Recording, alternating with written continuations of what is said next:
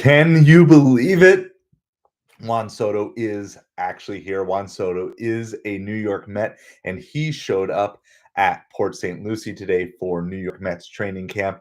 It is real, and it's kind of funny because we spent so much time over the last few weeks talking about Pete Alonso and trying to figure out what is Pete Alonso's role. Is he going to re-sign with the team? Is he going to sign somewhere else? Is he going to the Blue Jays? Is he going to the Mariners? Is he going anywhere? And in the end, we kind of forget that, yeah, Juan Soto was the big prize signing. Like Pete Alonso was the cherry on top, but the main ice cream sundae here is Juan Soto. He showed up today at New York Mets training camp. I'm going to share with you guys a couple of video clips and just the thing. But this is real. This is really real. And spring training games start this week. I don't know the exact Mets schedule, but we're going to try to bring you at least one of those games with some live commentary and play-by-play. We'll figure out which day that ends up being. And I'm just super excited about all of this. So this is the real deal. I want to just show you a little bit of him showing up to spring training. And so we're going to do a little screen share here. We're going to do this one first. Play.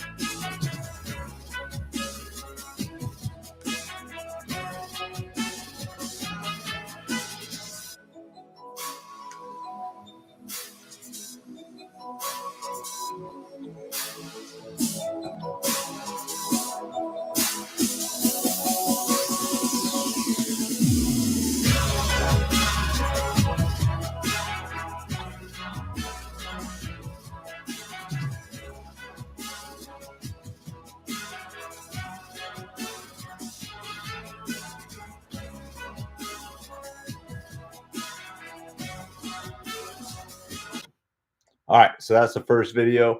That was him arriving at camp, taking some of his first swings on that.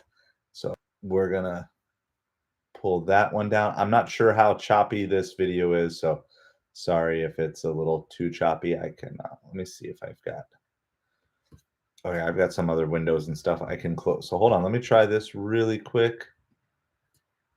We're going to try shutting down a couple other windows and, because I got another video to share for sure. So, but anyway, he's here. He is at camp. He is taking swings. He is ready to go. Looks like he's ready to go. And he even sat down and did a little bit of just some interview stuff. Let me just make sure.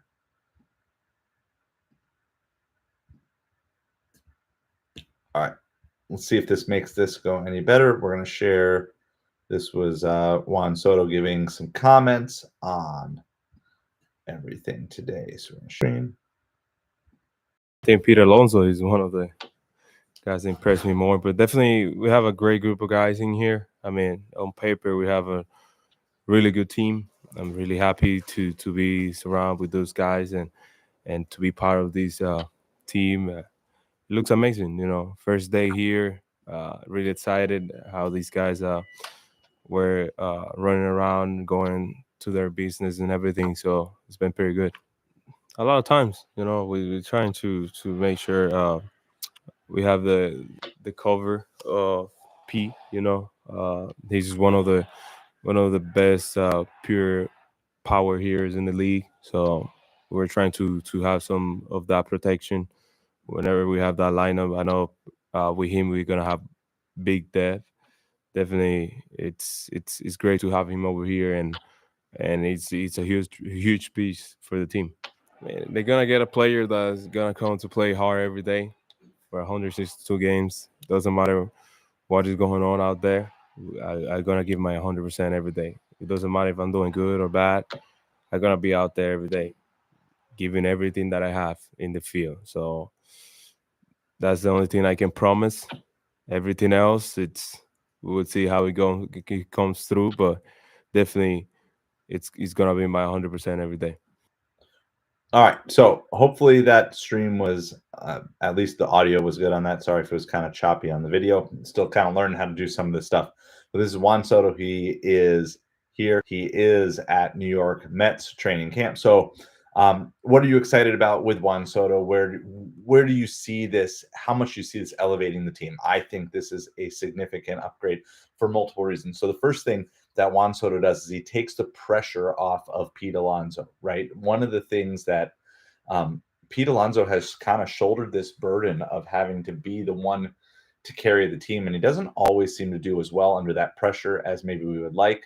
Of course, Lindor has kind of carried that burden some as well, and I think this is great to lighten Lindor's load as well. And so you're just going into this season where it's like, you have the core of the lineup from last year is back, but you have added one of the top 5 players in baseball into the lineup.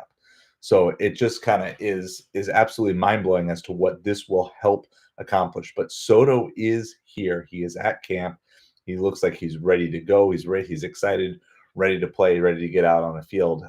And so there's obviously a little bit of debate as to how exactly this lineup is going to fall out. We talked about that a little bit earlier. So we are MetropoliFins. We are YouTube's smallest New York Mets and Miami Dolphins channel. So please hit that like, hit that subscribe if you're watching live or on replay, and tell me all about Soto. What is your excitement? What is your expectation level? Are you tempered or are you super enthusiastic? I'm excited for the fact that there can be fireworks pretty much any night, any game, day game, night game, doesn't matter. I feel like it's just really the odds of everybody going into an extended slump for an extended period of time, I think, is just highly minimized when you have so many good skill position players. And so I also like the fact that when you're dealing with injuries, it doesn't feel like the team will be depleted quite as quickly with that. And with that in mind, I did want to bring up a little bit. There was an article I came across from MLB Trade Rumors about Starling Marte, and there's been lots of trade speculation going on behind the scenes. And so I wanted to do that first. So we'll just kind of read this article here with you. And Marte discusses trade talks, bench role. Reports surfaced back in December the Mets were looking into the possibility of a Starling Marte trade and were willing to eat some of Marte's $19.5 million salary. The Athletics' Will Salmon reported today the Mets did not come especially close to moving Marte, though some teams did check in about the possibility. Some discussion took place. Marte shared his own take on the process with Salmon, Anthony DiComo, and other reporters at Mets spring camp, revealing that the team was in contact with him about trade possibilities. They spoke to me before the Juan Soto signing. Then after the signing, they reiterated that they would try to move me. Marte said they were very clear, very honest with me up front. They obviously want the best for the team, but also the best for my future. They were really helpful and were really transparent about the situation. And I just want to stop right there and I say that's actually kind of really cool to hear. And that there's this respect being shown, and that Marte understands, like, yes, it's a business, but the respect that the Mets front office would do to show Marte, to actually give him that heads up, that warning, like, hey, this is we value you. We're obviously trying to make this team as good as possible, and if we can find a situation where we can trade you and improve the team, we're going to do that. But I give kudos to both the Mets front office and to Marte both together to have been able to have those conversations and really keep those lines of communication open. So continuing on the article, the Mets have yet to tell Marte whether or not a trade might still happen. I think that absolutely Marte is on the trading block from now through the trade deadline. I don't see any reason why the Mets would not be entertaining any and all offers to trade Marte, especially if we get to the point where Nimmo is healed and you're not too worried about the Nimmo injury. Maybe they'll be a little bit reserved in trying to trade him or push too hard until they know exactly where Nimmo stands and what his workload is going to be able to be. But it says it looks increasingly less now that spring training is underway. And I agree with that, but all it takes is one injury on some other team, and then all of a sudden, there might be a team reaching out for you, for Marte. And I think the Mets will move him if they're given the right sort of deal that works. And if they may not have to pay some of his salary, but they can find a good salary deal. But here's the interesting thing. As a result, Marte is penciled into part-time duty at best, slated mostly work as a backup outfielder, the team's designated hitter when a left-handed starter is on the mound. Marte is also offered to chip in as a center fielder, even if he has played just 3 games in the position since the last 3 seasons, with Siri and Tyron Taylor seemingly have things covered up the middle. But again, Marte knows and understands that his role may be somewhat limited here. So if you are just looking for playing time, you've got to be flexible and willing to do certain things. Marte's willingness to return to his old position underscores his desire to help the Mets win, even if he's receiving less playing time than usual. Says this: whether you're with a team the amount of time I've been with the team, you get comfortable. You don't want to get traded because you created relationships with the staff, players, everyone around, Marte said. But at the same time, any baseball player would love to play every single day because that's how a player gets reps. And so it gets better day in and day out. But at the same time, I'm here. I'm going to do the best I can. His 4-year, $78 million contract is barely a tenth of Soto's mega deal. It wasn't that long ago that Marte was a prize free agent contract in his own right, joining the Mets 21-22 offseason. He delivered an all-star performance in the first year of the deal, even if his fractured finger prematurely ended his regular season. So that's just a little bit of an update on Starling Marte with all of this. Yeah, and maybe that you might be right there, Ronald. Thank you so much for hanging out with us here tonight. You might be right, because the ability that Marte has to not have to play every day could actually really go a long way with helping. I think, as you get older, obviously more rest days is good, and I think he's a great person to have in the clubhouse, in the locker room. He'll be kind of this nice veteran older presence who's nobody's going to be worried about him stealing their positions, right? But you just have somebody who's a vet. I still think the Mets will try to move him at any point in time that they can get a good deal, because there's just new players coming up in the pipeline and different things, and it'll be interesting to see how like Jet Williams is looking this spring training, Kevin Parada and some of these other ones, and but eventually, Marte's on his way out, whether it's this year, next year. He's on his way out. He's not going to be here for the long term. You're not going to be talking about Starling Marte as a Met 5 years from now. I don't see any scenario where that happens, right? So if the Mets can get something in trade at some point in time, or work him into some sort of deal that will improve the team, and I mean, I would say especially if you could figure out and work a deal for another starting pitcher, and the team had some interest in Marte and some cash to make that deal go down, the Mets certainly would do that. But it is probably right that unless there's a screaming amazing deal that comes the way of the Mets, that I would not expect them to be. I would not expect Marte to be dealt before the season, but I also would not expect that they're not shopping him. I think everybody knows that Marte is on the market, and if he starts the year with the team, that's great. But I'm certain that if there is ever a point in time where the Mets believe that they can make a true upgrade at the position, whatever that may be, whether it's bringing in a new center fielder and moving Siri and Tyron Taylor to backup outfielders or some other form like that, I think they will try to move Marte if they can get any sort of return for that. I think that is definitely the direction that they are wanting to go. I think McNeil is another interesting case. I think McNeil will definitely start the year with the Mets, but should the right deal come up, and again, same thing, if especially starting pitching, but whatever it might be, should the right deal come up, I would expect that there will be consistent trade talks about McNeil throughout the rest of the season. Now, I'm a little more positive on McNeil. I feel like he's another one that's going to really benefit from the having Soto in the lineup and not having this pressure of trying to do things. It felt like sometimes that McNeil maybe got just too down on himself, put too much pressure on himself. He wants to do well, and he knows he can do well, and he has the history of being, a high batting average and being a batting champion. I think sometimes when you win those awards and those accolades, and you start to not live up to that in a following season, you can really put a lot of pressure on yourself that can kind of start to mess with your head. And I mean, you got to remember, yes, these are professional baseball players, but they're also people, right? And just like we see in that article with Marte, like I don't really want to be traded. I've got my friends here. I know how the system works. It's like, of course I want full playing time. Every baseball player wants to play full time if possible. But practically speaking, like I really don't want to leave this team. I like he's been here. He's been here through this building process. And it's like kind of the same way I felt about Pete Alonso. It's like at least give it 1 year, Pete. You've been through some of these down years. At least give it 1 year. See if you really like it with Juan Soto. And I think that's the biggest thing. Just kind of circling back around to where we started. And if you missed the beginning, we played a few clips of Soto arriving, and then an interview and some of his first swings at. So Juan Soto did report to Port St. Lucie today, so he is there. But just coming full circle, he takes the pressure a notch down off of everyone except maybe Lindor, because I don't think Lindor would allow him to take any pressure off of him. I think Lindor still, I think most everybody sees Lindor as a potential future captain should the Mets want to go that route.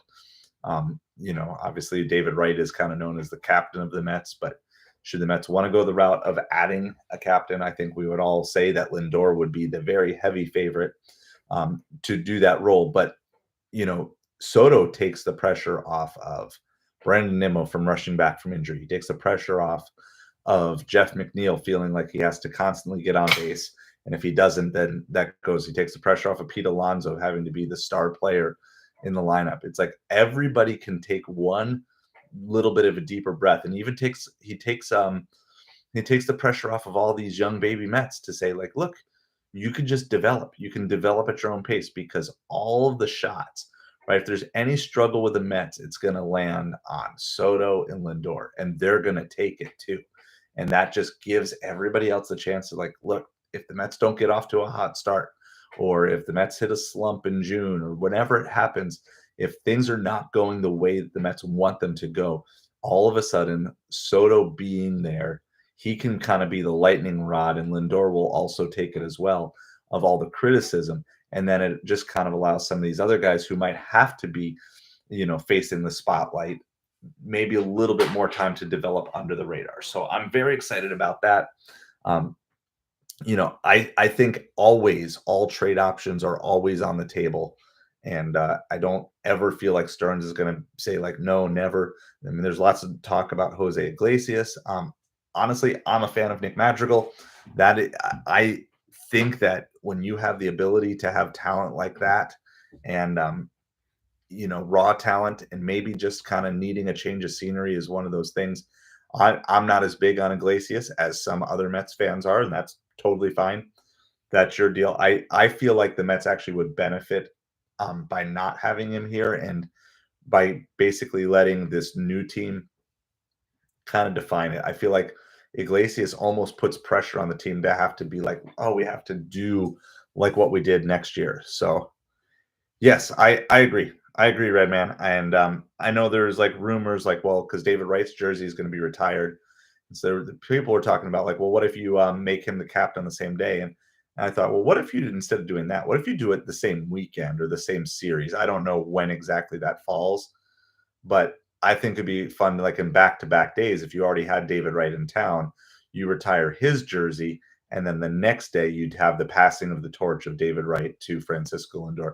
Instead of having it on the same day, where it's like one day, like taking away from David Wright's special day, I like the idea of just kind of having David Wright have his jersey retired, and then follow it up the next day with like a surprise announcement of Lindor becoming captain.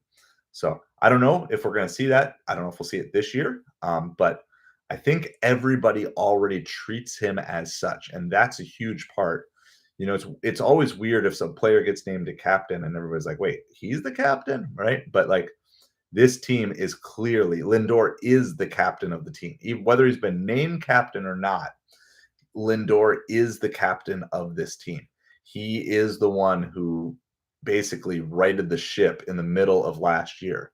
So, which team do I hate the most as a Mets fan? So, probably this might be a little bit of a regional bias. Okay. This might be a little bit of a regional bias. And because I know some of the correct answers might be like the Yankees or the Braves, right? And don't get me wrong, they're near the very bottom of my list. But I think personally, because I grew up in New Jersey, and most of the Mets games that I watched growing up in New Jersey, it was just easier for our family to get over to the Phillies, which was the old Veteran Stadium, and I had to watch the Mets lose some heartbreaking games in Philadelphia. And so I would say probably I probably hate the Phillies more than I hate the Braves.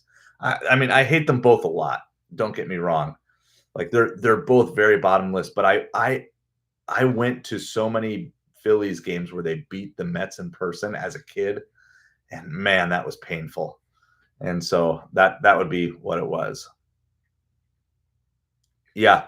No, and I like this. I'm hoping, right? Like Soto's known for kind of his swagger, Ronald and everything, and that's fine. Like I'm okay with that. I'm a kind of an old fogey, but I'm slowly slowly becoming okay with kind of the new style of like a little more showboating and the Soto shuffle and stuff like that.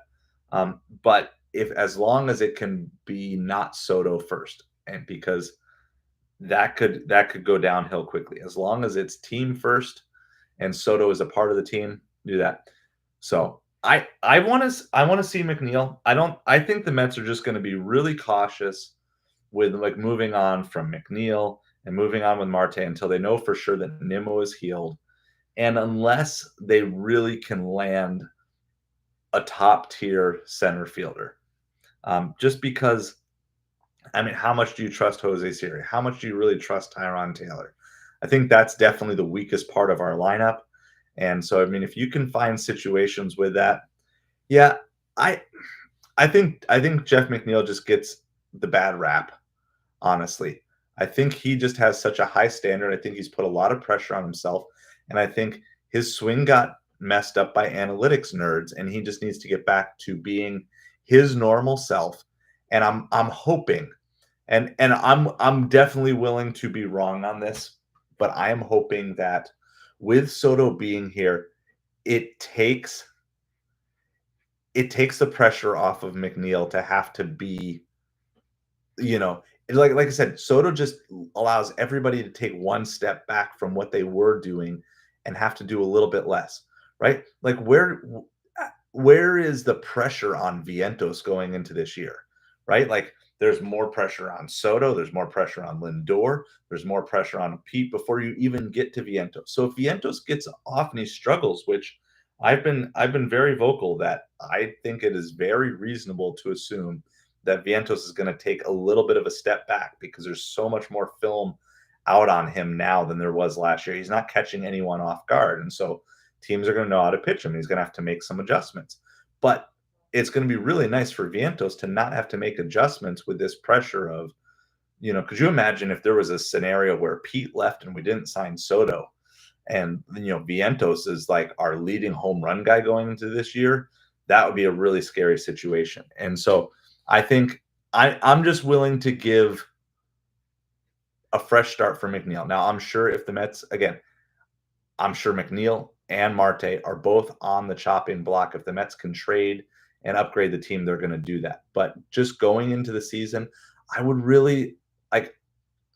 I don't understand the McNeil hate as much because I just feel like he just got the analytics nerds messed up his swing, and I just want to see McNeil go back to being Jeff McNeil, slap hitter, put the ball in play, be a little rough and tumble, get out there, do that, like adopt a little Jesse Winker in him, but don't get like so angry with yourself and be yelling with yourself. Be kind of do that. So,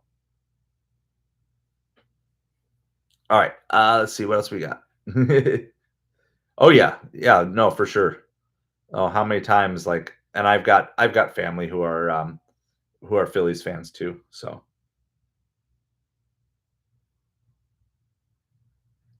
Tyler McGill, are you talking about Tyler McGill, Red Man? Yeah, so I was really big on Tyler when he was like first coming up. And remember, he was part of that combined no-hitter. Um, I feel bad that he hasn't been able to put it together. I really wish he would have put it together. And um, we'll see. He's got the framework, but it just seems to not have, either the mentality or the physicality to really get through, like, even that second time through the lineup. So, but I'm cheering. Like, I don't know. I'm pretty much. I try to be a fan of everyone on my team, even if I don't like everything about them, right? So, like, I'm not in my natural self. The way Soto plays the game is I'm a little more old man yells at cloud type of like baseball fan. So the way Soto plays the game is a little different than the way I like to see it get played in some ways. But I'm here to be a fan of Soto, and I try to hold back my personal side of things and do that. So let's see.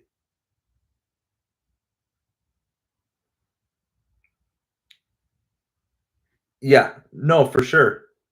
I agree, and, I yeah, there's a lot of the tinkering that, MLB has done too, and you gotta remember, like, you fix one problem or you fix a problem across the league, but it might cause problems for individual players, and so, anyway, I'm just hoping it's a fresh start and some of these guys, like, it's hope springs eternal, right? That's the big thing with baseball and spring training. Hope springs eternal. It's like it's a new season, it's a fresh start.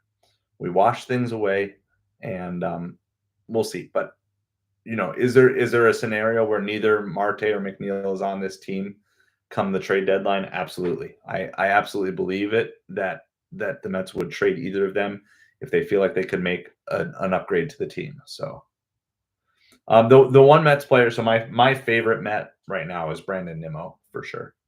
That's my favorite Met. I would love to meet all of them, but if I could meet one, I like who Nimmo is as a person, as well as a player. So I like both. One of my nieces got his autograph at a game. Was it 2 years ago, maybe? But he would be the one that I would want to meet. If I could interview one Met for this channel, I would pick Nimmo. That's who I would choose. So just a reminder to everybody, we do have a contest that is going on. We are giving away a Nick Madrigal rookie card. In case he makes the team, he is signed. Now, he might be taking the Jose Iglesias spot. Some people think Iglesias is still coming back, but I've got a Nick Madrigal rookie card that we are giving away. So there is a sign up in the description, and then let me I'll copy and paste it into the chat here as well. If you want to sign up, we're going to do a drawing soon when we get to 100 subs. We're at 94. We're going to do a drawing, and so just make sure you are signed up. If you haven't yet, hit the subscribe button. We are on our pathway here to get to the 100 subscribers. So I appreciate you guys supporting this small little channel here, and we're going to just do our best to do that. So here, let me just post that link here really quick. That is the link to sign up for the Nick Madrigal uh, rookie card. And as we keep growing, we're going to keep giving away more and more stuff. If you see all those boxes that are over my shoulder behind me, those are a bunch of sports cards. And so some of those are Mets players, and we're going to just kind of keep giving cards away to you guys just as my appreciation. So we keep growing the channel. We're just going to keep giving things away for you. And, so just make sure you sign up, because once you sign up one time, it'll sign you up for all future giveaways as well. You don't have to give me your, all you need to do is provide an email address. You don't have to give your mailing address unless you win. But that way, when you win, I can contact you. So, yeah, I agree. I agree. I like the idea. And like I said, whether Pete stays or not after this year, obviously, but I'm glad that we get to see, and I'm glad for Pete that he gets to experience 1 year with Soto for sure. So yeah, I know that's how it goes sometimes, like, right? So um yeah, so we'll see. We'll see. I mean, I do think at this point in time, the Mets are going to be really cautious until they know the status of Nimmo. And they don't want to. Why would you want to go in shorthanded to the start of the season, right? So, if there's any chance whatsoever that Nimmo is going to start the year on the IL, if there's any chance, then you might as well hold on to McNeil, you hold on to Marte, and you do that. But right now, everybody's just kind of like waiting for Jet Williams to be able to come up and play center field, and or for the Mets to make a move for a big center fielder. So I definitely feel like center field is definitely one of our weak spots on this team that I would love to eventually improve. But until we get to that, and it'll be interesting to see what's going to be the role of Acuna, what's going to be the role of Mauricio. Are any of these guys going to get traded? Are we going to make the move for Dylan Cease? Like, I don't know. It's so there are lots of moving parts, and I mean, I would say I already did a video on like who's going to get traded. I would say for sure Brett Beatty is probably the most likely of the young baby Mets to get traded. I really hope they don't trade Acuna or Mauricio. Um, and Vientos. I like all three of them, and I don't want Sproat to be traded, and I don't want Jet Williams to be traded, and I don't want Kevin Parada to be traded. I can see a scenario. I would love to see a scenario, a couple years, maybe a year from now, where you've got Parada and Alvarez as your two catchers. You got two homegrown catchers. They can go back and forth.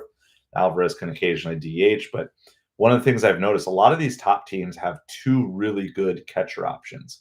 That it's like just because when one guy has the day off, it's not just like a guaranteed automatic out, and that's what I felt like. So there's a lot of players who are coming up, and it's going to be fun to see. It's going to just be fun to see how some of these guys are able to hang as we go into it. So yeah, absolutely. Oh well, hey, Bedman, I appreciate it. I appreciate it so much, and I saw at least one person sub tonight, so thank you for that. We're just slowly trying to grow. We're doing a bunch of different things. If you're into sports cards, I've been opening a couple different packs of 2025 tops to help you see what sort of stuff is in there, and maybe we'll give away some of those cards too. And so I appreciate you guys. But again, if you're interested in the giveaway, make sure you sign up through that pinned comment. That is our Nick Madrigal rookie card giveaway, and we're just going to keep giving away more stuff as we keep growing the channel. We're going to do some live play-by-plays. We'll try to get one of these first spring training games. We'll try to do a live play-by-play with it as well.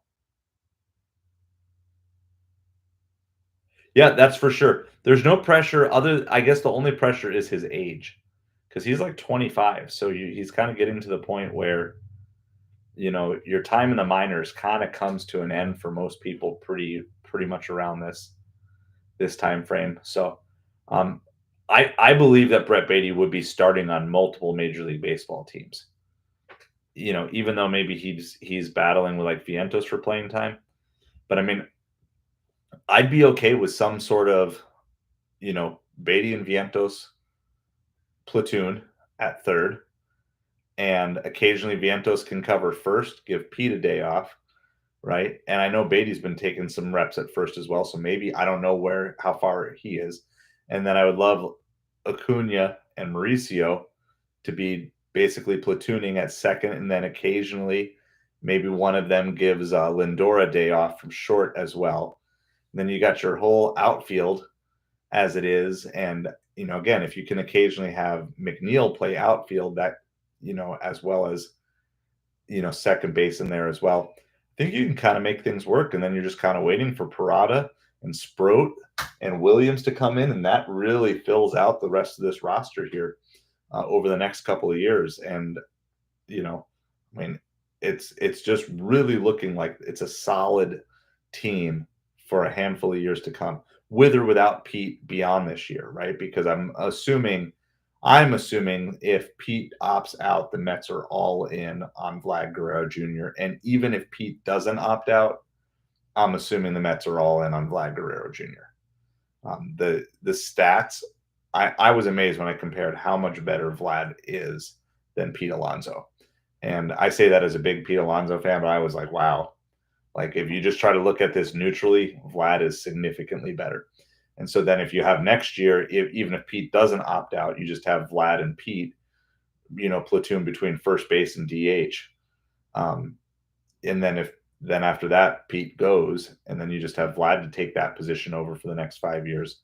So then imagine, some combination of Beatty, Vientos, Lindor, Mauricio, Acuna, and Vlad Guerrero Jr. as your infield, right? With Vientos backing up first, and that's that. And then your outfield is something like Nimmo, Soto, Jet Williams, and then your catchers are Parada and Alvarez. Then you add Sproat into the mix, and then maybe, the Mets make a deal. I mean, it's crazy. This could be a really solid team for a good handful of years. And without having to do major free agent signings. And then you're able to just replenish your farm system, and really go big without having to trade away the farm for other players to do things in. And just really, then after that, all you're doing is just keep improving your rotation, your bullpen. I mean, it's crazy. So I know. I think the reality is, I don't know if there's a scenario where the Mets sign Alonso to a long-term deal after this season and sign Vlad Guerrero Jr. And if you're just talking pure baseball numbers, it's gonna, Vlad's the better player, and that's, as a baseball fan and as a baseball front office, you have to pursue Vlad first. Now, if Pete opts in for next year, then I could see them both being on the roster for 1 year and then Pete being gone. But I'm going into this year, I'm going to enjoy Pete Alonso as a Met. I'm going to hope that we win the World Series this year with Pete Alonso. And I hope Pete Alonso becomes the all-time Mets home run champ this year. I hope that he gets that done. And I hope he wins a World Series with the Mets, and we have that. And if we do that, and if that's how Pete's time with the Mets ends, at least we have that. So we'll see. We shall see. I mean, if the Mets don't get Vlad Guerrero Jr., then I would assume they will be all in on Pete. And if they win a World Series with Pete this year, then Pete will probably be all in with the Mets as well. And maybe you can give like a nice little bonus to Pete for bringing the World Series to New York. So, all right. So we got the Nick Madrigal rookie card giveaway. That's in the pinned comment. It's also in the description if you're watching this on replay. That is what we got. Vitalik, how's it going? We're just about wrapping up here for the night. I'm pretty tired. It's been a busy, long weekend. But if you missed anything, I showed some clips at the beginning of Juan Soto arriving at Mets camp, taking some swings, and an interview with him as well. We've got all sorts of Mets coverage that are going to be coming, going on from that. No, I don't really do much for video games, Red Man. So my other baseball outlet is sports cards. So I do baseball cards. And I'm selling. I got a link to my eBay stores also in the description below. So if you're looking for certain players, I actually had a cool little story tonight. I had a dad of a Major League Baseball player buy a couple of his son's cards. And I'm not going to say who it is because he said it's a surprise for his son. But super cool. So he was buying some cards. He's been buying up. He said he has about 500 different cards of his son that he's going to give him as a retirement gift. Whenever his son retires. And I just thought that's really cool that I get to send out. I had a couple of the cards that he was looking for, and they don't go out tomorrow because there's no mail tomorrow. President's Day, it's a holiday, but I'm going to ship them out tomorrow. So I think that's really cool. A dad buying cards for his son. And I can't say who because he said it's a surprise and I don't want to ruin that. But it's really cool to see a dad doing that, collecting cards of his son. So it's fun to be a part of that. So if you're interested in sports cards, there's a link in the eBay store. Or if you want to win one, that's that pinned comment. Go to that MailChimp link and sign up. All you have to do is sign up with an email address, and that'll get you in. We're going to draw when we hit 100. If you're the only one or there's only a couple people registered, your chances of winning are pretty good. And as we keep growing the channel, we are going to just keep on giving away more and more stuff. So appreciate all of you. Thank you so much and have a great night.